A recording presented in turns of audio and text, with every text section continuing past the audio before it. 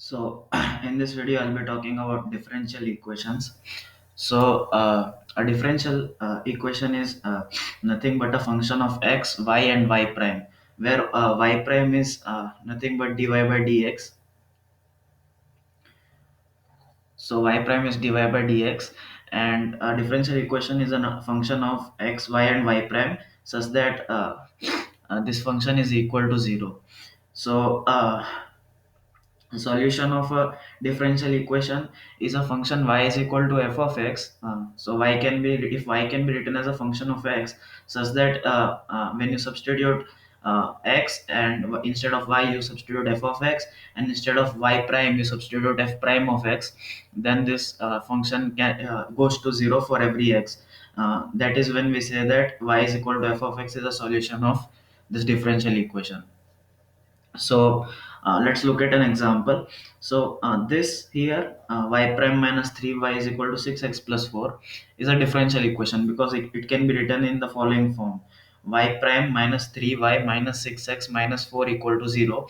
And you can see that this equation is a function of y prime, it is a function of y, and it is a function of x. So that means this is a differential equation. So now let's look at what a solution is. As I said, a solution is nothing but an expression y is equal to f of x, such that when you substitute f of x in place of y, and f prime of x in place of y prime, then you can see that this equation goes to 0, this thing goes to 0 for every x. So a solution of this differential equation is the following: y is equal to 2 e to the power 3x minus 2x minus 2. So we need to show that this solves the above differential equation. So how do we show that? We need to calculate y prime, we need to calculate y, which is given to us, and then we have to show that when you take the difference, the answer is 6x plus 4.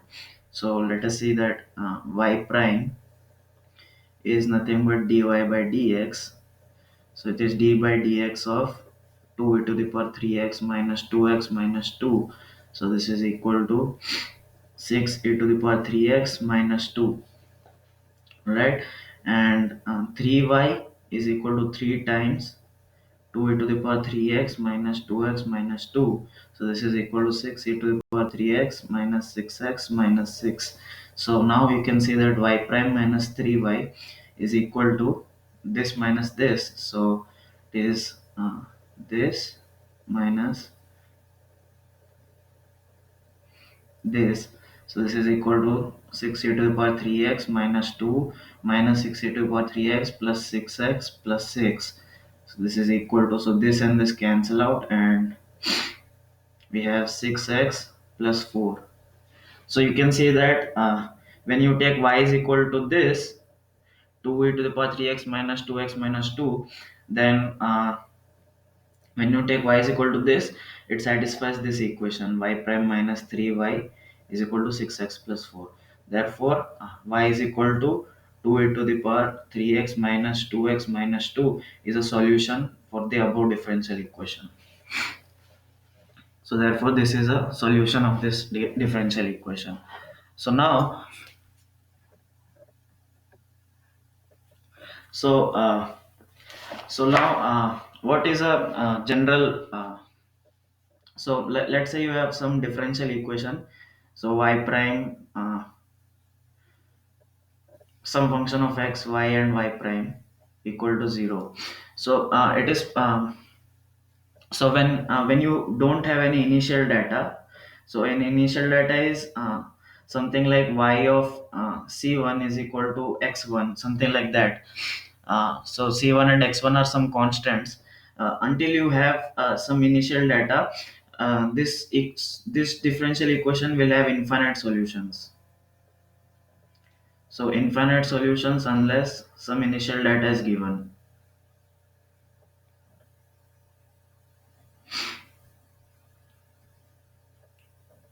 So you can see that in the previous question, So if this is a solution for the differential equation, you can add plus any constant c that will also satisfy this differential equation. All right, because y prime is nothing but whatever we've calculated it, because c is 0, and and when you take y prime minus 3y, you can have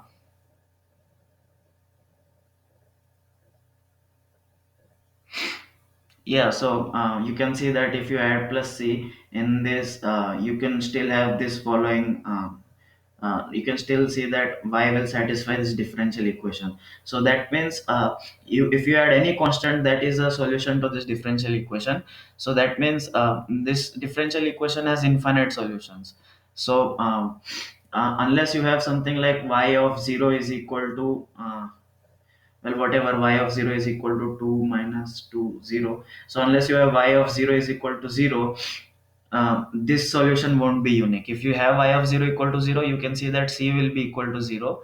So that is why this will be the unique solution. So so that means unless some initial data is given, there are infinite solutions. When initial data is given, there is a unique solution.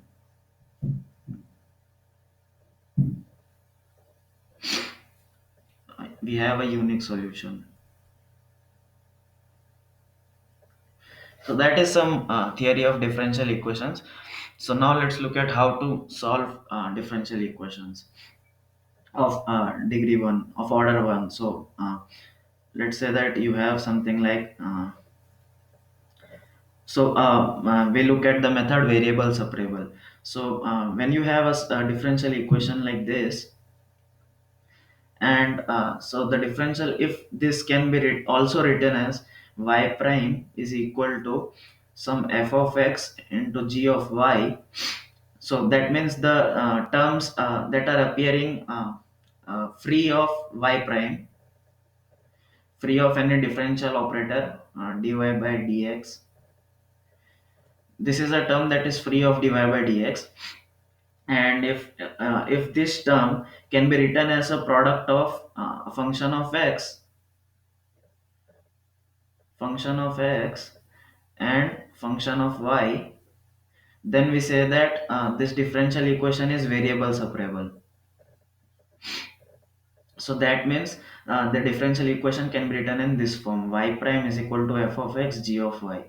And when you have when you have a differential equation to be variable separable, then you can easily solve it like the following. So y prime is nothing but dy by dx, right?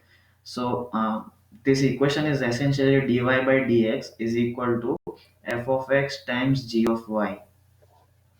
And what you want to do is, since this is a variable separable, you can do the following. You can take g of y here. You want to separate both the variables, you have to like do something like some function of y here, and you have to do something like some function of x here. So this can be written as like this: y, I brought out g of y here and I sent dx here. So now you can see that this is purely some function of y, this is purely some function of x, and now you can integrate it. So this is how now, so when you solve, like these are two integrations, this will be some integration and you will end up with some function of y, and here you have some integration, you will end up with some function of x, and you have plus c. So that is how you solve variable separable equations. So you just have to solve two integrals after you do this step, separating y and x. So now let's look at an example.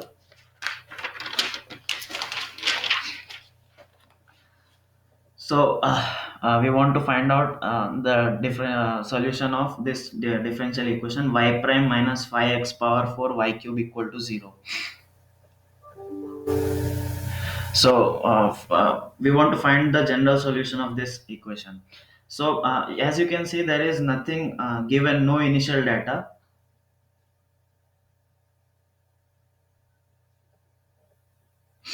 So that means this equation has infinite solutions.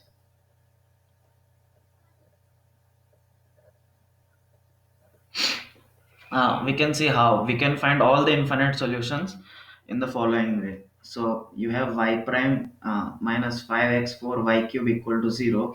So we want to use the variable separable formula.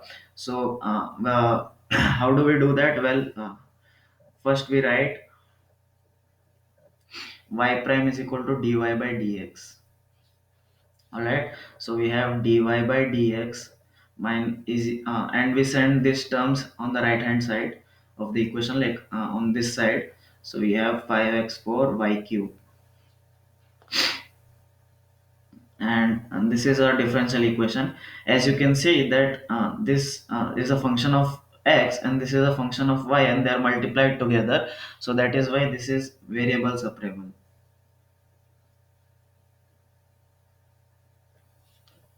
So how do you solve this? You separate the variables out. So you bring this y cube here. So you divide by y cube and you multiply by dx. And now you want to integrate on both sides. So after you integrate on both sides, you will have what is this integration? It is y to the power minus 3. So the integration is going to be y to the power minus 2 by minus 2 is equal to this integration is x to the power 5 plus c. You should not forget plus c, because this is what gives us the general solution.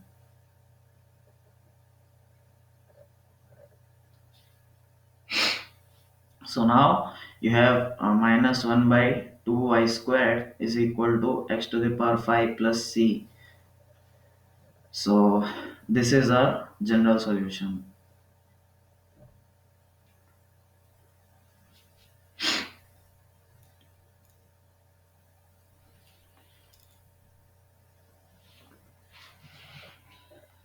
So now let's look at another example.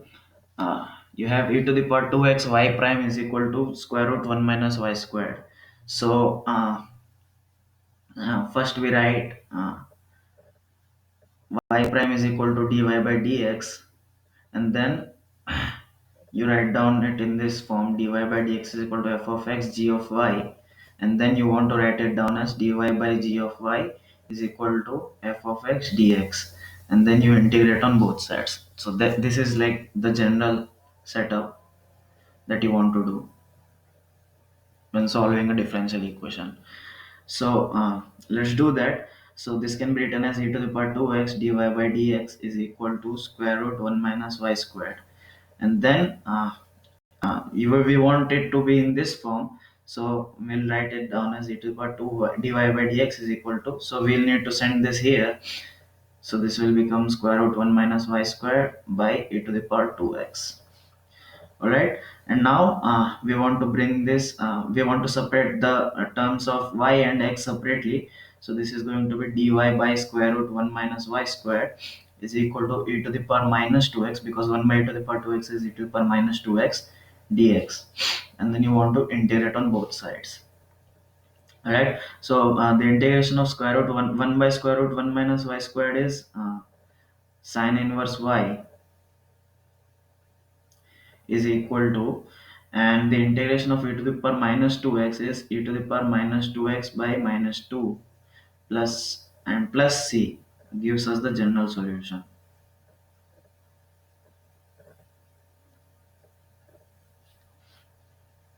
So you can take sine on both sides. You'll get y is equal to sine of e to the power minus 2x by minus 2 plus c. So this is our solution. You can verify if this is a solution or not by just substituting y is equal to this function here, and you can check that this is in fact the solution.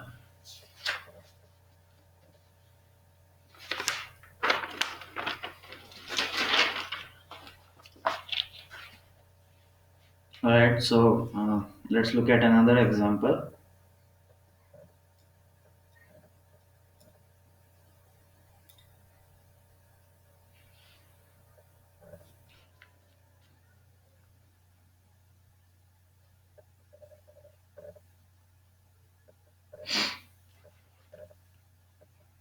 So we want to find the solution of x y prime is equal to 5y such that y of 1 equal to 2.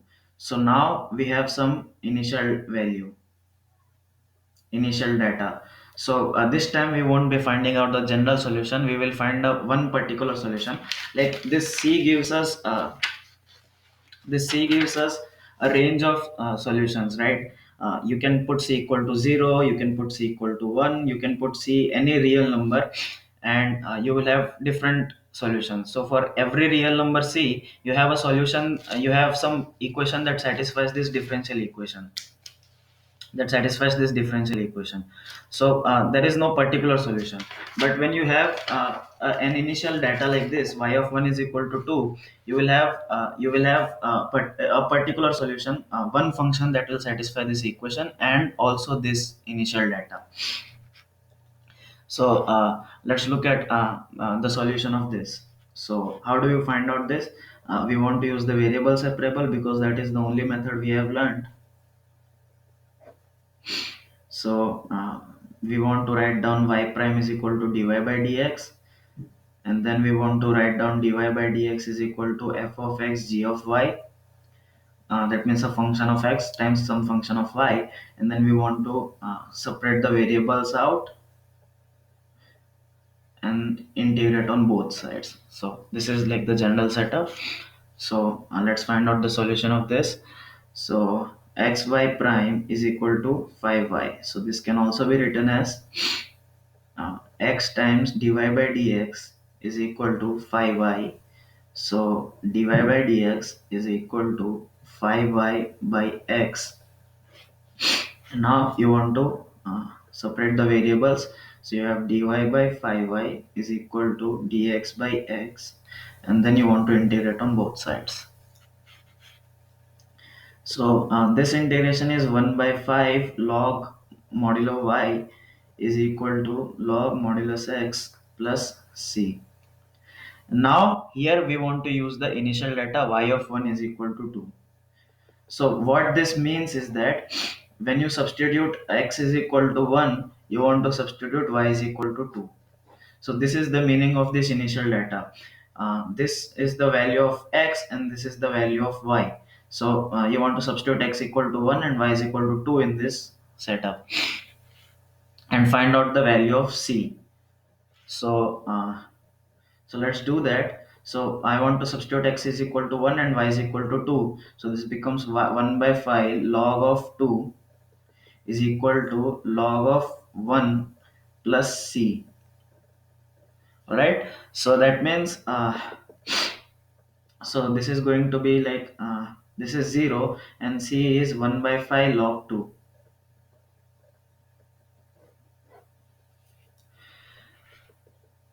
So that is why the solution of this differential equation is now you substitute the value of c in this equation, which we got to be the general solution.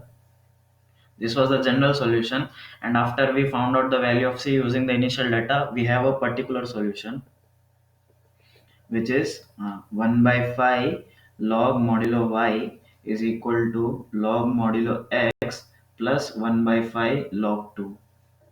So this is our particular solution,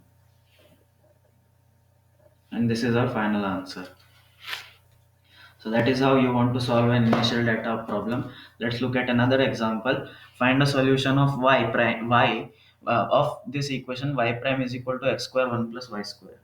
So first we write y prime is equal to dy by dx, and then we write dy by dx is equal to f of x g of y, and then we write dy by g of y is equal to f of x dx, and then we integrate on both sides.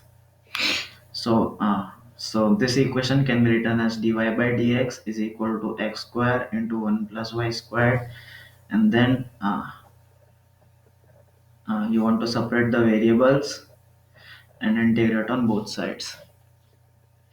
So this can be written as so we know that the integration of 1 by y dy by y plus y square is equal to tan inverse y. So this integration is tan inverse y, and this integration is x cubed by 3 plus c. All right. So now we want to use the particular solution. So this is like the general solution, but the question answers more. It says that y of 0 has to be equal to 1. So what this means is, when you substitute x equal to 0, you also have to substitute y is equal to 1. All right. So let's look at this. So we want tan inverse of 1 because y is equal to 1, and x is 0, so 0 cubed by 3 plus c, and we want to find out the value of c. So this is like pi by 4. So you know that tan inverse 1 is pi by 4. All right. So because tan 45, so tan pi by 4 is 1, right? So tan inverse 1 is pi by 4. So this is 0 plus c. So that means c is equal to pi by 4. So therefore we have tan inverse y is equal to x cubed by 3 plus pi by 4. So you can try to do this, like take tan on both sides. You'll have tan of x cubed by 3 plus pi by 4, and this is a particular solution.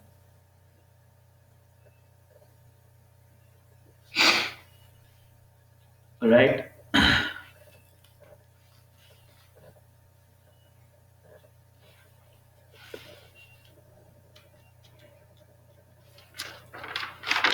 So now let's look at something called Newton's law of cooling, because this is a differential equation.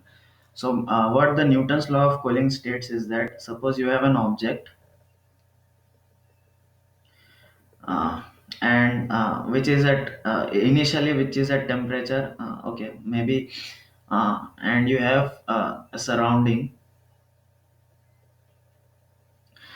Uh, the surrounding has a constant temperature Ts, and this object has, so if the object is some as at some temperature T, which is, let's say, greater than Ts, then we know that if you keep this object in the surrounding, something like warm water, uh, you have a warm water and you want to, and you have kept it like in room, so the warm water will have some around some boiling temperature 100 degrees Celsius, and we'll have 100 degrees Celsius, and the surrounding as, well, it's really cold here, so maybe the surrounding has temperature 14 degrees Celsius, and so you know that when you keep warm water inside a room, then this will start to cool down. All right. So with time the temperature will go down. So so the temperature is a function of time. The temperature of this water is a function of time, and the Newton's law of cooling states that the temperature of this object in the surrounding will satisfy this differential equation, dt by dt is equal to k times T minus Ts, where T is the temperature of the object, Ts is the temperature of surrounding, and K is a constant, which is also called the cooling constant. So it can also be applied to, like, suppose you have, if the temperature gradient is negative, so that means if you have something like a ice, and you have kept it in a room of temperature uh, 28 degrees Celsius, then you know that this ice will start to melt, and its temperature will, the temperature of ice will increase with time. As time increases, the temperature of ice will increase. So it says that the temperature of the ice, which is a function of T, will satisfy this equation, K times T minus Ts. So usually this K is not given to us directly. It can be given to us in terms of, in the problem, in some hidden way. So usually we want to find out what the value of k is, and we want to solve this differential equation. So that is what we want to do. So now let's look at an example. So let's say that an object cools from 60 degrees Celsius to 50 degrees Celsius in 5 minutes. So how much time will it take to cool from 50 to 44 if the surrounding temperature is 32 degrees Celsius? So first we write down, so let's say that T, which is a function of time, is the temperature of object at time t.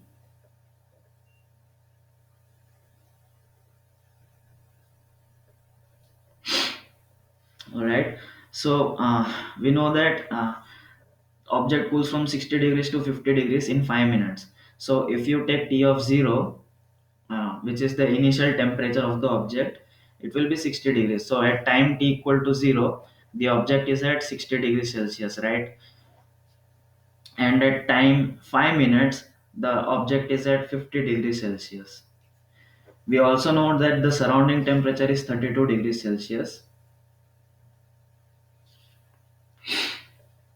So and we know that the temperature of the object has to satisfy this differential equation,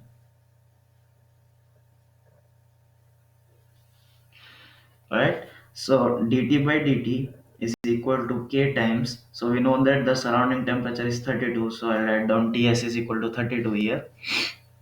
And now we want to solve this differential equation. So as you can see, this is a variable separable equation because k is just a constant, so it can also be a function of time, and this is a function of t. So this is a variable separable equation. So what you want to do is you want to bring this here,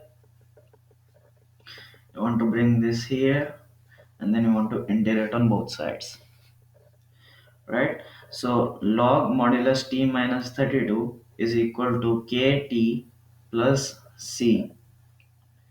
So that means t minus 32 is equal to e to the power kt plus c. So that means okay, modulus maybe. So we know that the object is at greater temperature than the surrounding. So we may as well remove this modulus. So T is equal to 32 plus e to the power kt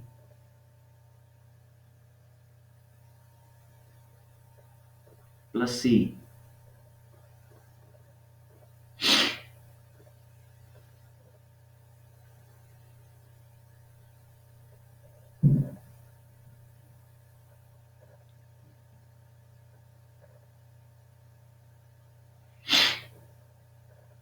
So this can also be written as 32 plus e to the power c into e to the power kt. So this is a constant. So I may as well remove e to the power c, and instead of that I can use m e to the power kt.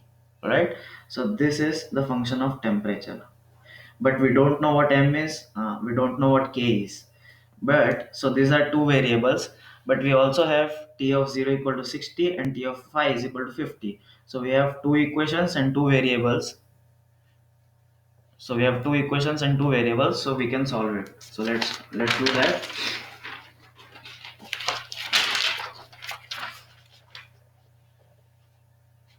So t of 0 is equal to 60 degrees.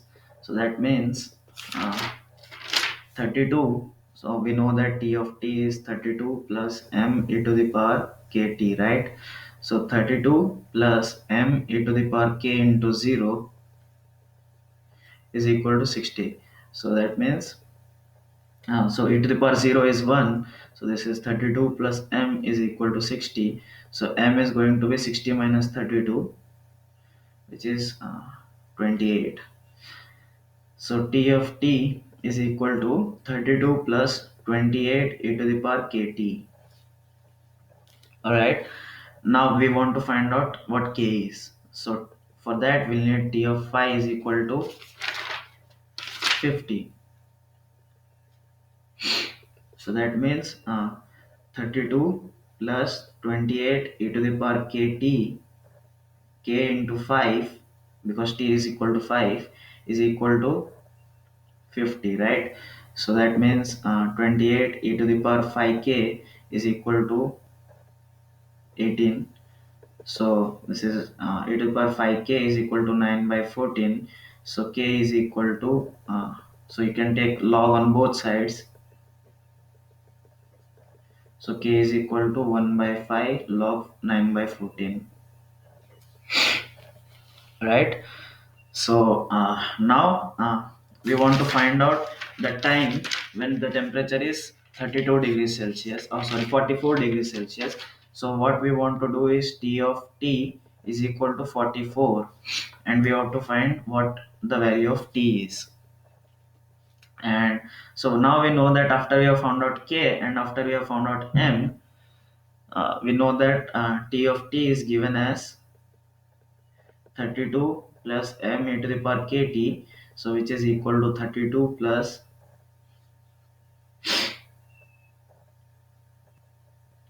28 e to the power kt. So I know what this value of k is, but it is too large, so I don't want to write this down here. Maybe I'll substitute after I found out after later in this equation. So this is equal to 44. All right. So that means 28 e to the power kt is equal to 44 minus 32 is 12. So e to the power kt is equal to 12 by 28 is 3 by 7. So kt, I'm going to take log on both sides. You'll have 3 by 7. So t is going to be log of 3 by 7 divided by log of, so we know that k is 1 by 5 log 14. So this is going to be 5 log 9 by 14. So this is the time. So you can like substitute in this calculator and find out the value of time t, so that the value of time t. And what has been asked was, uh, so what has been asked was how much time would it take to cool from 50 to 44. So we know that at 5 minutes the temperature is 50 degrees. So the time that we have found out was the time from beginning, was the time from t equal to 0 to at this time. So when you find out what the value of t is, you can just maybe subtract t minus 5 and find out what the time is taken from 50 to 44. So that is how we want to solve a question of Newton's law of cooling. So now let's look at one final example, and this is quite complicated. So you may want to rewatch this thing. So the question is as follows. So this is a tank, and it is a tank, and okay, let's say that at time t equal to 0, that it contains 2 kg of salt and 100 liters of water. 100 liters of water. And so at time t equal to 0, there is a puncture in this tank.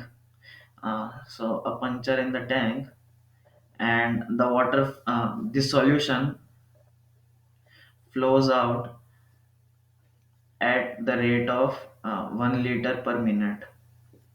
All right. And so instantly, as soon as there is a puncture at time t equal to 0, uh, someone starts pouring brine solution, which is nothing but salt and water. So someone starts pouring salt and water with the rate of 1 liter per minute. And the density of this new salt water is 0.01 kg per liter. All right. So so you can see that water starts flowing out, and water starts coming, so the solution starts flowing out, and some new solution with some different densities starts pouring in. So the concentration of this solution will change with time, right?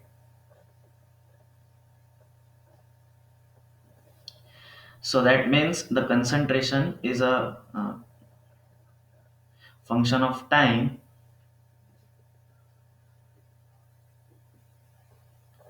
So this is C of t.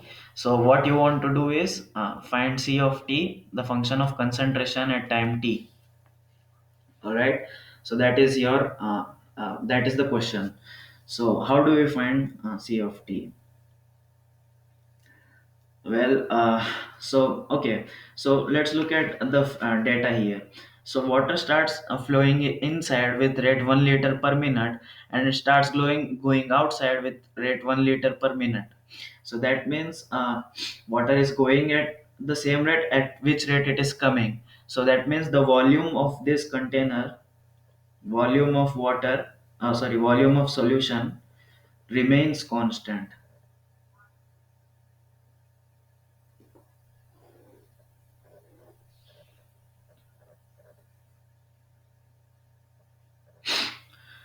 right? Because solution is leaking at same rate as it is coming.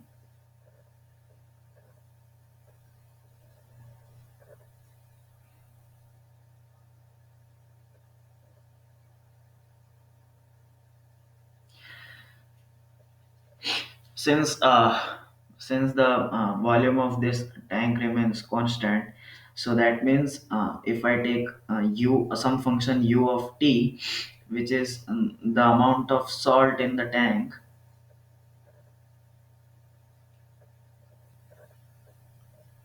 in kgs,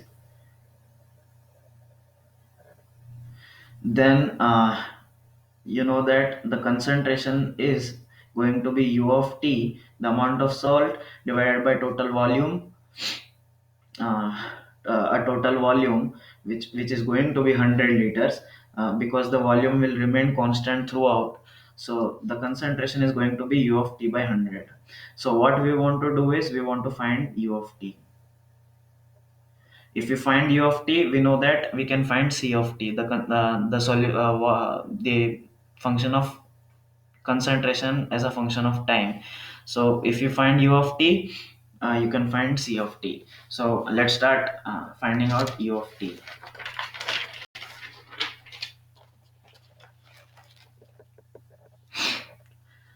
So this is our tank, and you are pouring in water, oh, you are pouring in a solution at 1 liter per minute, and at 1 liter per minute with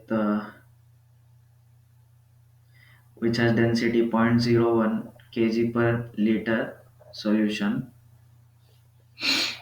and water is pouring out, not water, the solution is pouring out at the same rate, which is 1 liter per minute. All right. So let's say that at time t,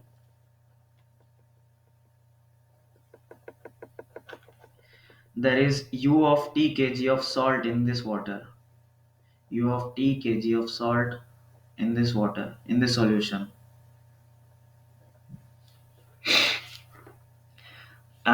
And similar to what we did earlier, at time t plus dt,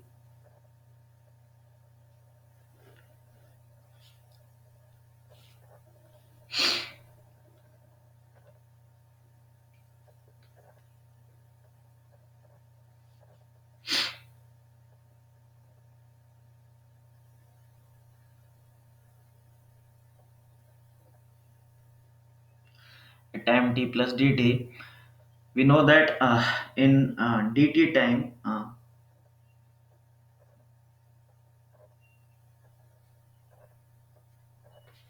so we know that in dt time, okay, maybe we can do this the other way. So du plus, so you know that du by dt is the rate of change of amount of salt in solution,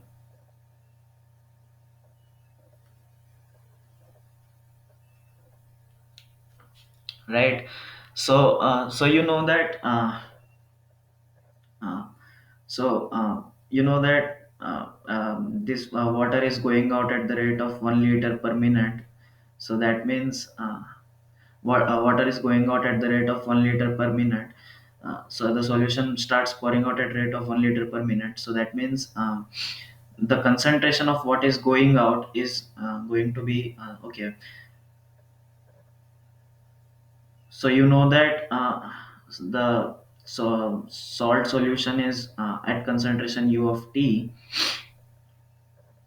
um, Anyway, so at time t plus dt, so at time t there is u of t kg of salt in the solution, and at time t plus dt, so dt is like very small time. It is so small of time that you can almost assume that what has gone out has just came in. So this is like forming instantaneously.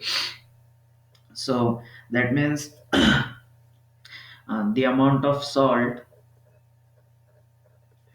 Uh, so let's calculate the amount of salt in time t plus dt. All right. So we know that at time t there was u of t kg of salt. So u of t would be there, and the what is the amount of salt that has gone out? Plus amount of salt that in amount of incoming salt minus amount of outgoing salt, right?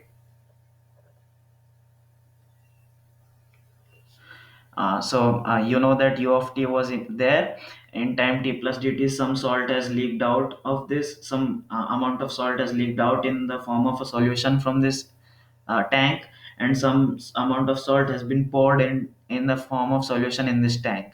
So you know that at time t plus dt, the amount of salt, the total amount of salt in this container is going to be u of t plus amount of incoming salt minus amount of outgoing salt. So what is the amount of incoming salt?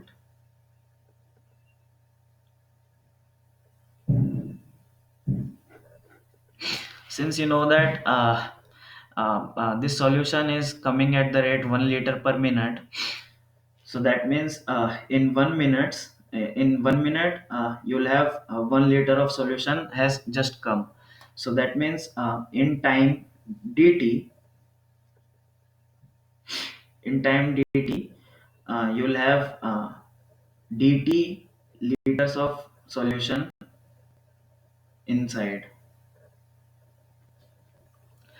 All right. So dt liters of solution has just come inside. So that means and you also know that the density of this is 0.01 kg per liter. That means we want to find out the amount of salt. So this is like the amount of solution. So you know that the density is 0.01 kg per liter. So this is the density of this. So that means the amount of salt is just going to be the density times the volume.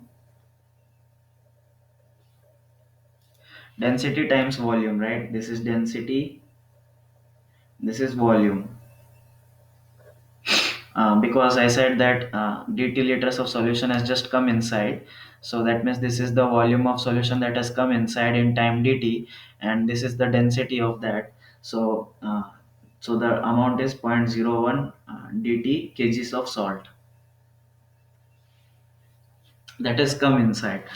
And now let's look at the amount of outgoing salt.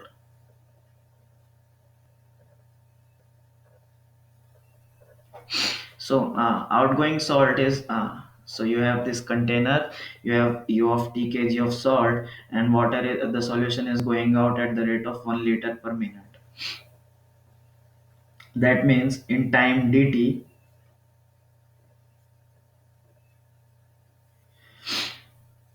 dt liters of solution has gone out, has leaked. So that means the amount of salt that has been lost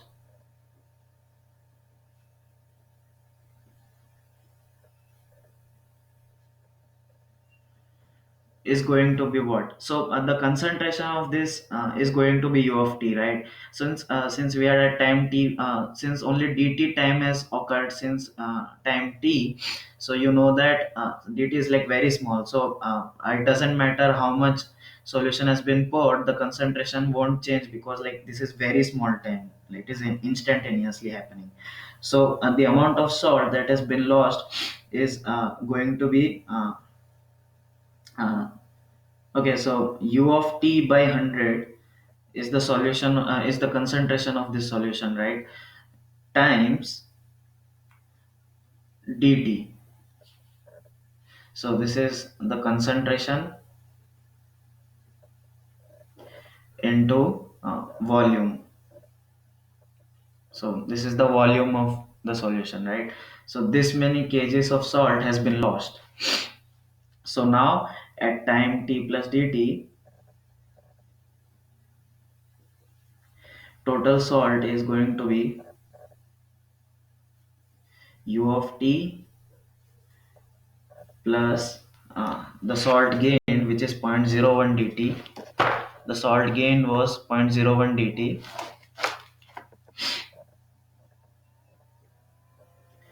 minus salt lost is so this is like zero point zero 0.01 u of t dt. So this is like the total salt at time t plus dt, and at time t the total salt was u of t, right? So what is the small so du, what is du? Du is the small change in amount of salt.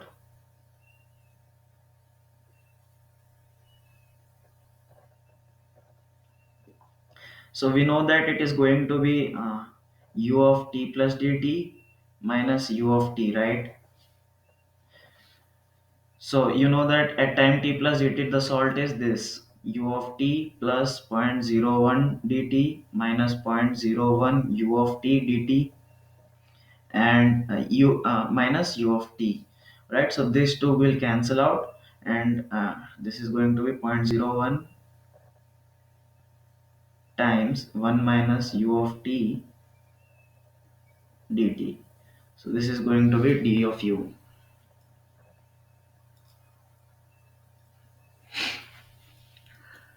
So now you can see that you can write this down as like bring this dt in the denominator.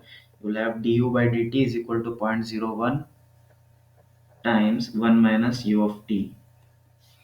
All right. So so now this is our differential equation,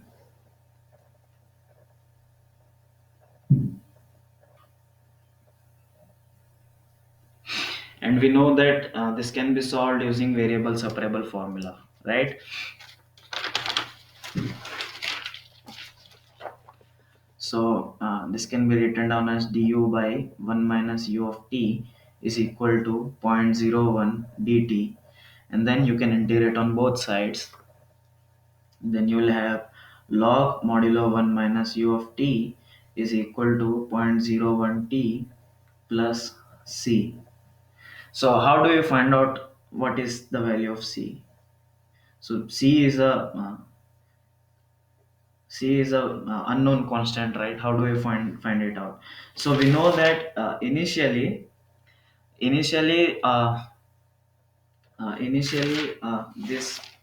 this had 2 kg of salt and 100 liters of water. So that means at time t equal to 0, we had 2 kg of salt in it. So u of 0 is going to be 2, right? So u of 0 is going to be 2. So this is our initial value. So that is how you can eliminate c as we did earlier. So you know that u of 0 is going to be 2.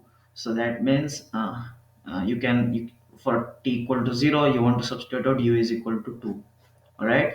So log of modulo 1 minus u of 0 is 2 is going to be zero point zero 0.01 uh, t is 0 plus c. So this is log 1 is equal to 0 plus c, and we know that log 1 is 0, so that means c is equal to 0.